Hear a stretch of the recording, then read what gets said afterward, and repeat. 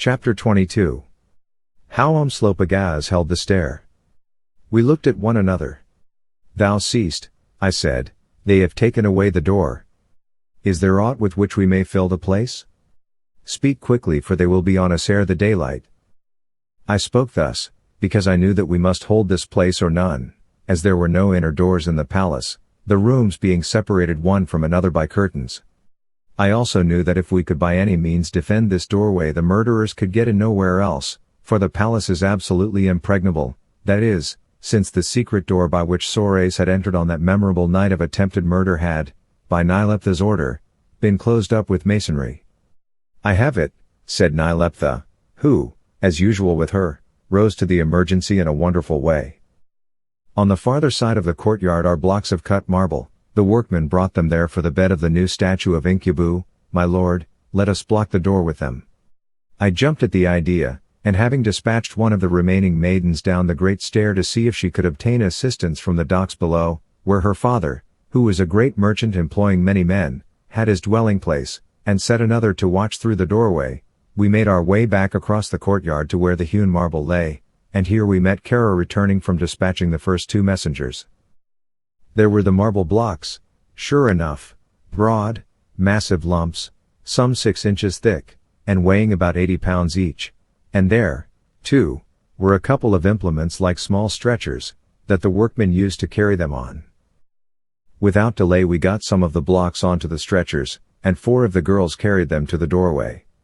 "Listen, Macumazahn," said Umslopogaas, "if those low fellows come, it is I who will hold the stair against them till the door is built up.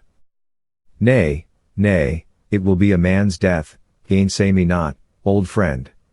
It has been a good day, let it now be good night.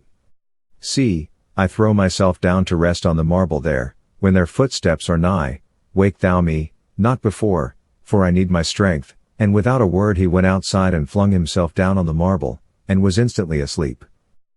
At this time, I too was overcome, and was forced to sit down by the doorway, and content myself with directing operations. The girls brought the block, while Kara and Nyleptha built them up across the 6-foot wide doorway, a triple row of them, for less would be useless. But the marble had to be brought 40 yards, and then there were 40 yards to run back, and though the girls labored gloriously, even staggering along alone, each with a block in her arms, it was slow work, dreadfully slow. The light was growing now, and presently, in the silence, we heard a commotion at the far bottom of the stair, and the faint clinking of armed men. As yet the wall was only 2 feet high, and we had been 8 minutes at the building of it. So they had come. Alphonse had heard aright. The clanking sound came nearer, and in the ghostly gray of the dawning we could make out long files of men, some 50 or so in all, slowly creeping up the stair. They were now at the halfway standing place that rested on the great flying arch, and here, perceiving that something was going on above, they, to our great gain, halted for 3 or 4 minutes and consulted, then slowly and cautiously advanced again. We had been nearly a quarter of an hour at the work now, and it was almost 3 feet high. Then I woke Umslopogaas. The great man rose, stretched himself, and swung Inkosikaas round his head. "It is well," he said. "I feel as a young man once more. My strength has come back to me, even as a lamp flares up before it dies. Fear not, I shall fight a good fight, the wine and the sleep have put a new heart into me. Macumazahn, I have dreamed a dream. I dreamed that thou and I stood together on a star, and looked down on the world, and thou wast as a spirit, Macumazahn, for light flamed through thy flesh, but I could not see what was the fashion of mine own face. The hour has come for us, old hunter. So be it, we have had our time, but I would that in it I had seen some more such fights as yesterday's. Let them bury me after the fashion of my people, Macumazahn, and set my eyes towards Zululand," and he took my hand and shook it, and then turned to face the advancing foe. Just then, to my astonishment, that Zu-Vendi officer Kara clambered over our improvised wall in his quiet, determined sort of way, and took his stand by the Zulu, unsheathing his sword as he did so. "What, comest thou too?" laughed out the old warrior. "Welcome, a welcome to thee, brave heart. Ow! For the man who can die like a man, ow! for the death grip and the ringing of steel. Ow! We are ready. We whet our beaks like eagles, our spears flash in the sun, we shake our assegais, and are hungry to fight. Who comes to give greeting to the chieftainess, in Kosikaus? Who would taste her kiss, whereof the fruit is death? I, the woodpecker, I, the slaughterer, I the swift-footed. I, Umslopogaas, of the tribe of the Makwilisini, of the people of Amazulu, a captain of the regiment of the Nkama Bakosi, I, Umslopogaas, the son of Indabazambi, the son of Arpai the son of Mosilikatsa, I of the royal blood of T'Chaka, I of the king's house, I the ring man, I the Induna, I call to them as a buck calls, I challenge them, I await them. Ow! It is thou, it is thou. As he spake, or rather chanted, his wild war song, the armed men, among whom in the growing light I recognized both Nasta and Aegon, came streaming up the stair with a rush, and one big fellow, armed with a heavy spear, dashed up the 10 semicircular steps ahead of his comrades and struck at the great Zulu with the spear. Umslopogaas moved his body but not his legs, so that the blow missed him, and next instant Nkosi crashed through headpiece, hair and skull, and the man's corpse was rattling down the steps. As he dropped, his round hippopotamus hide shield fell from his hand onto the marble, and the Zulu stooped down and seized it, still chanting as he did so. In another second the sturdy Kara had also slain a man, and then began a scene the like of which has not been known to me. Up rushed the assailants, 1, 2, 3 at a time, and as fast as they came, the axe crashed and the sword swung, and down they rolled again, dead or dying. And ever as the fight thickened, the old Zulu's eye seemed to get quicker and his arm stronger. He shouted out his war cries and the names of chiefs whom he had slain, and the blows of his awful axe rained straight and true, shearing through everything they fell on. There was none of the scientific method he was so fond of about this last immortal fight of his, he had no time for it, but struck with his full strength, and at every stroke a man sank in his tracks, and went rattling down the marble steps. They hacked and hewed at him with swords and spears, wounding him in a dozen places till he streamed red with blood, but the shield protected his head and the chain shirred his vitals, and for minute after minute, aided by the gallant Zu-Vendi, he still held the stair. At last Kara's sword broke, and he grappled with a foe, and they rolled down together, and he was cut to pieces, dying like the brave man that he was. Umslopogaas was alone now, but he never blenched or turned. Shouting out some wild Zulu battle cry, he beat down a foe, and another, till at last they drew back from the slippery blood-stained steps, and stared at him with amazement, thinking that he was no mortal man. The wall of marble block was 4 feet 6 high now, and hope rose in my teeth as I leaned there against it a miserable helpless log, and ground my teeth, and watched that glorious struggle. I could do no more for I had lost my revolver in the battle. And old Umslopogaas, he leaned too on his good axe, and, faint as he was with wounds, he mocked them, he called them women, the grand old warrior, standing there one against so many, and for a breathing space none would come against him, notwithstanding Nasta's exhortations, till at last old Aegon, who, to do him justice, was a brave man, mad with baffled rage, and seeing that the wall would soon be built and his plans defeated, shook the great spear he held, and rushed up the dripping steps. Ah, ah! Shouted the Zulu, as he recognized the priest's flowing white beard, it is thou, old witch-finder. Come on. I await thee, white medicine man, come on. Come on. I have sworn to slay thee, and I ever keep my faith. On he came, taking him at his word, and drave the big spear with such force at Umslopogaas that it sunk right through the tough shield and pierced him in the neck. The Zulu cast down the transfixed shield, and that moment was Aegon's last, for before he could free his spear and strike again, with a shout of theirs for thee, Rainmaker. Umslopogaas gripped Nkosi with both hands and whirled on high and drave her right on to his venerable head, so that Aegon rolled down dead among the corpses of his fellow murderers, and there was an end to him and his plots altogether. And even as he fell, a great cry rose from the foot of the stair, and looking out through the portion of the doorway that was yet unclosed, we saw armed men rushing up to the rescue, and called an answer to their shouts. Then the would-be murderers who yet remained on the stairway, and amongst whom I saw several priests, turned to fly, but, having nowhere to go, were butchered as they fled. Only one man stayed, and he was the great Lord Nasta, Nyleptha's suitor, and the father of the plot. For a moment the black-bearded Nasta stood with bowed face leaning on his long sword as though in despair, and then, with a dreadful shout, he too rushed up at the Zulu, and, swinging the glittering sword around his head, dealt him such a mighty blow beneath his guard, that the keen steel of the heavy blade bit right through the chain armor and deep into Umslopogaas' side, for a moment paralyzing him and causing him to drop his axe. Raising the sword again, Nasta sprang forward to make an end of him, but little he knew his foe. With a shake and a yell of fury, the Zulu gathered himself together and sprang straight at Nasta's throat, as I have sometimes seen a wounded lion spring. He struck him full as his foot was on the topmost stair, and his long arms closing round him like iron bands, down they rolled together struggling furiously.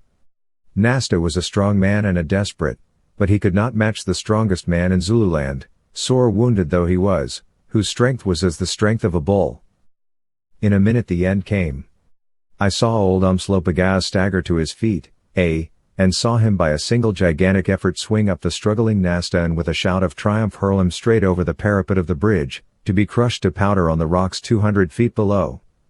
The succor which had been summoned by the girl who had passed down the stair before the assassins passed up was at hand, and the loud shouts which reached us from the outer gates told us that the town was also aroused, and the men awakened by the women were calling to be admitted. Some of Nyleptha's brave ladies, who in their night shifts and with their long hair streaming down their backs, just as they had been aroused from rest, went off to admit them at the side entrance, whilst others, assisted by the rescuing party outside, pushed and pulled down the marble blocks they had placed there with so much labor. Soon the wall was down again, and through the doorway, followed by a crowd of rescuers, staggered old Umslopogaas, an awful and, in a way, a glorious figure. The man was a mass of wounds, and a glance at his wild eye told me that he was dying. The kishlagum ring upon his head was severed in two places by sword cuts, one just over the curious hole in his skull, and the blood poured down his face from the gashes. Also on the right side of his neck was a stab from a spear, inflicted by Agon. There was a deep cut on his left arm just below where the male shirt sleeve stopped, and on the right side of his body the armor was severed by a gash 6 inches long, where Nasta's mighty sword had bitten through it and deep into its wearer's vitals. On, axe in hand, he staggered, that dreadful-looking, splendid savage, and the ladies forgot to turn faint at the scene of blood, and cheered him, as well they might, but he never stayed or heeded. With outstretched arms and tottering gait he pursued his way, followed by us all along the broad shell-strewn walk that ran through the courtyard, past the spot where the blocks of marble lay, through the round arched doorway and the thick curtains that hung within it, down the short passage and into the great hall, which was now filling with hastily armed men, who poured through the side entrance. Straight up the hall he went, leaving behind him a track of blood on the marble pavement, till at last he reached the sacred stone, which stood in the center of it, and here his strength seemed to fail him, for he stopped and leaned upon his axe. Then suddenly he lifted up his voice and cried aloud, I die, but it was a kingly fray. Where are they who came up the great stair? I see them not. Art thou there, Macumazahn, or art thou gone before to wait for me in the dark whither I go? The blood blinds me, the place turns round, I hear the voice of waters. Next, as though a new thought had struck him, he lifted the red axe and kissed the blade. Farewell, Aught, he cried. Nay, we will go together, we cannot part, thou and I. We have lived too long one with another, thou and I. One more stroke, only one. A good stroke. A straight stroke. A strong stroke. And, drawing himself to his full height, with a wild heart-shaking shout, he with both hands began to whirl the axe round his head till it looked like a circle of flaming steel. Then, suddenly, with awful force he brought it down straight onto the crown of the massive sacred stone. A shower of sparks flew up, and such was the almost superhuman strength of the blow, that the massive marble split with a rending sound into a score of pieces, whilst of Aught there remained but some fragments of steel and a fibrous rope of shattered horn that had been the handle. Down with a crash onto the pavement fell the fragments of the holy stone, and down with a crash onto them, still grasping the knob of Aught, fell the brave old Zulu, dead. And thus the hero died.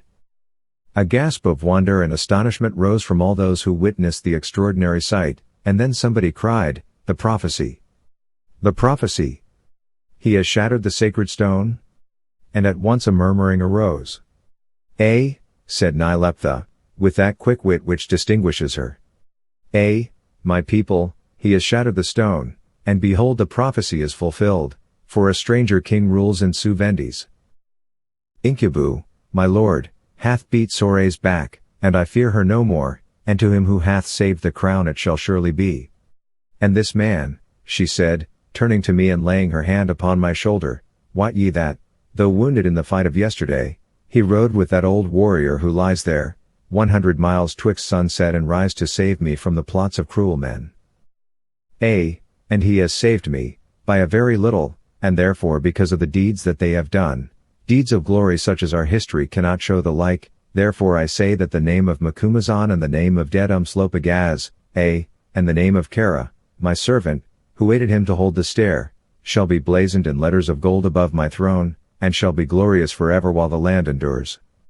I, the Queen, have said it."